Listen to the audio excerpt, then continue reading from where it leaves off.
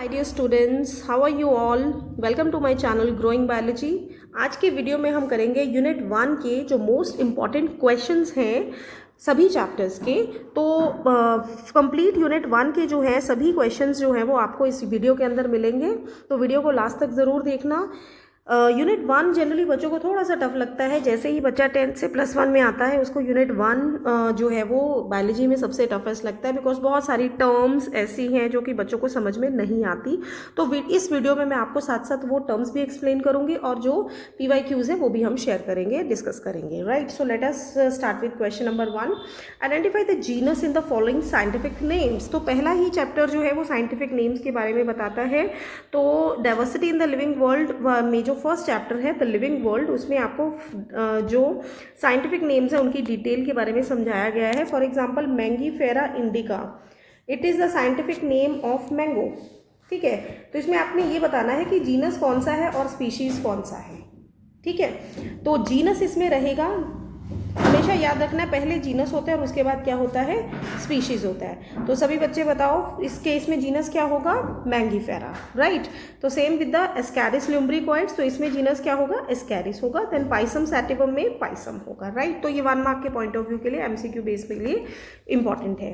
Then question number 2, mention the class of fungi which is known as fungi imperfecti and why. ये kingdom fungi वाले chapter में से ले रखा है।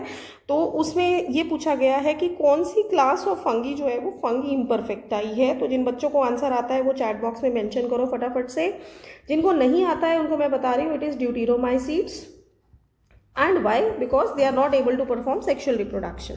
Right, then question number 3, how is 5 kingdom classification advantageous over 2 kingdom classification। 5 kingdom concept के जो advantages है वो आपने बताने हैं, क्या क्या benefits थे। then question number 4, what will happen if dinoflagellates like gynalogs are produced in large quantity। now if you have studied about dinoflagellates, तो इसके बारे में इनकी एक खास प्रॉपर्टी होती है gynalogs की, they have a property of bioluminescence। तो बायोल्यूमिनेसेंस क्या होती है, the ability to emit light. Right, so they are produced in large quantity. अगर ये बहुत ज़्यादा मात्रा में प्रोड्यूस होंगे किसी एरिया में तो क्या होगा, तो उसका आपने आंसर करना है। Then question number 5, what do the terms phycobiont and mycobiont signify. ये लाइकन वाले टॉपिक में से लिया गया है। तो phyco word is always related to algae, ये चीज़ याद रखनी है, and mycobiont is related to fungi. Right, तो these terms are related to algae and fungi, और ये लाइकन से रिलेटेड है। Then question number 6, why are bryophytes called amphibians of the plant world. Very very important. Amphibian का हमें पता है because they can live on both land and water. तो ब्रायोफाइट्स जो है वो पानी में और धरती पर दोनों जगह पर सर्वाइव कर सकते हैं। So they are called the amphibians of the plant world. Then question number 7, ये आप मुझे बताओगे answer. Fusion of 2 motile gametes which are dissimilar in size, they are termed as. एक टर्म है आपने पढ़ी होगी आइसोगैमी, ऊगैमी, तो उनमें से कोई एक टर्म है, इसको आंसर करना है, कमेंट बॉक्स में मेंशन करो। Then question number 8, which of the following is incorrectly match. This is a very important question for MCQ point of view, this you also have to answer. Then question number 9, name the animal which possess following. Next question number 9, name the animals which possess following. तो this is for 1 mark point of view. Flame cells किस में present होते हैं, उस animal का नाम बताना है।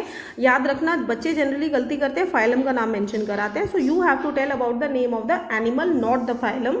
फ्लेम सेल्स किस में प्रेजेंट है, निमैटोसाइट्स किस में प्रेजेंट है, स्पॉन्जोसील किस में और टेंटिकल्स किस में है। Right, then question number 10, how will you differentiate between male and female Ascaris physically. मतलब उसका जो बॉडी स्ट्रक्चर है उस पॉइंट ऑफ व्यू से मेल एंड फीमेल एस्कैरिस कैसे डिफरेंट है। So for 1 mark point of view it is important.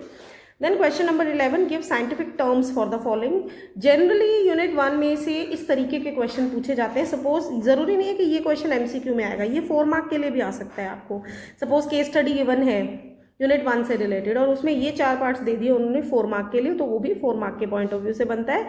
So blood filled cavity in arthropod, ये सभी कमेंट बॉक्स में मुझे आंसर करो फटाफट से, 1 वर्ड के आंसर्स हैं। So question number 12, differentiate between the following. Acoelomates, pseudocoelomates and coelomates, very very important. ये जो डिफरेंसेस हैं 3 मार्क्स के लिए, very very important. B part, diploblastic, triploblastic, diplo means 2, triplo means 3। तो those organism which have 2 germ layers they are called diploblastic, which are having 3 germ layers they are called triploblastic. Then question number 13, answer the following scientific term applied to warm blooded animals. Right, ये भी one word के लिए है, तो जिसको आता है वो आंसर करो फटाफट से।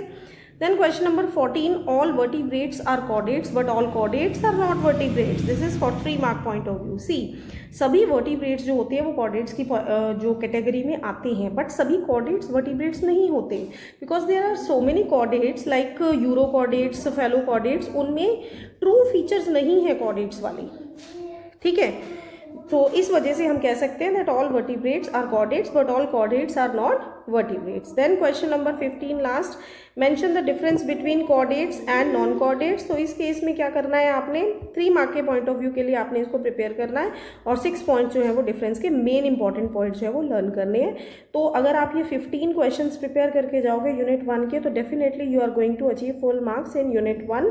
कुछ पिक्चर बेस्ड क्वेश्चन भी आ जाते हैं, तो डायग्राम्स भी कुछ इंपॉर्टेंट है, उसका मैं अलग से एक वीडियो बनाऊंगी, उसको भी आप अच्छे से प्रिपेयर करके जाना, so this will help you out.